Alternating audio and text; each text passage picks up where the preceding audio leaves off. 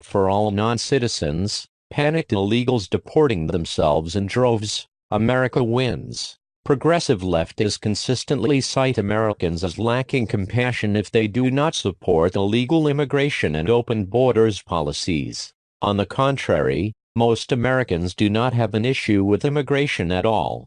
The issue lies in whether they have chosen to jump our borders in defiance of U.S. immigration laws or if they have chosen to go through legal channels. Illegal aliens utilize benefits paid for with the tax dollars taken from hard-working American citizens and intended for the use of American citizens. Yet people who have never paid into the system are partaking of the benefits. Leftists will argue that illegal aliens do not qualify for welfare, yet the facts do not lie. In a shocking new report from the Migration Policy Institute, it reveals that American taxpayer-funded welfare is used by 10.3 million non-citizens. More than half of all non-citizen children and teens in the United States are receiving taxpayer-funded welfare, mostly Medicaid, while nearly half of all non-citizen adults legally in the country are on welfare. That is a staggering 54% of teens and children receiving some form of public welfare and nearly half of adults. The Census Bureau charted the growth in the use of taxpayer-funded programs for financially poor new immigrants and found the biggest rise in the use of welfare, roughly triple over the last 10 years. According to an analysis by the Center for Immigration Studies, the use of Medicaid by immigrants has gone up nearly as much. View image on Twitter. According to the Migration Policy Institute, in a just-released study of welfare used by U.S.-born Americans, naturalized citizens and non-citizen aliens, the Migration Policy Institute found that of the 22 million non-citizens in the country, 10.3 million are on at least one welfare program. The report said that 54.2% of children and teens up to age 17 receive at least one of four major public welfare benefits, while it's 46.3% for those aged 18-54 and 47.8% for older. Aliens by comparison, 32% of the U.S.-born population of 270 million receive some welfare. Of those, 45.8% are children and teens, 30% are aged 18-54 and 22.5% are age 55 and older.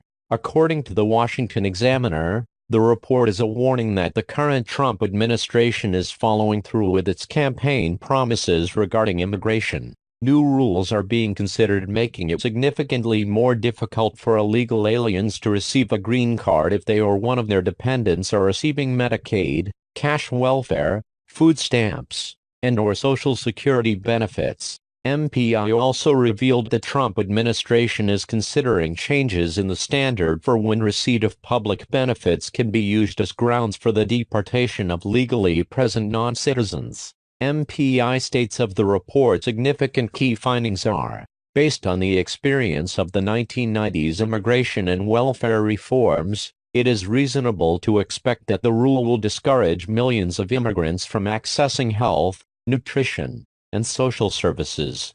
These chilling effects are likely to stretch beyond immigrants themselves to affect U.S. citizen children whose parents may disenroll them from services for fear of immigration consequences.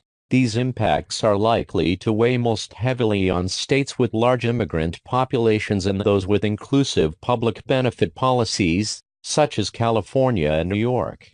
Further estimating the new draft proposed rules could and likely will significantly reshape future legal immigration, as it will give the Trump administration as well as that of future administrations broad discretion to deny a much larger share of applications from prospective immigrants as well as those already currently residing within U.S. borders who are seeking a green card. MPI estimates that the law would have a chilling effect on immigration and thereby cut welfare use by aliens significantly. According to the report, although it is difficult to estimate precisely how many people would alter their behavior in response to the proposed change in public chart policy, if immigrants' use patterns were to follow those observed during the late 1990s, there could be a decline of between 20% and 60% in that. Even some members of groups exempt from the new rule, for example refugees, would likely withdraw from public programs. The Washington Examiner also reports.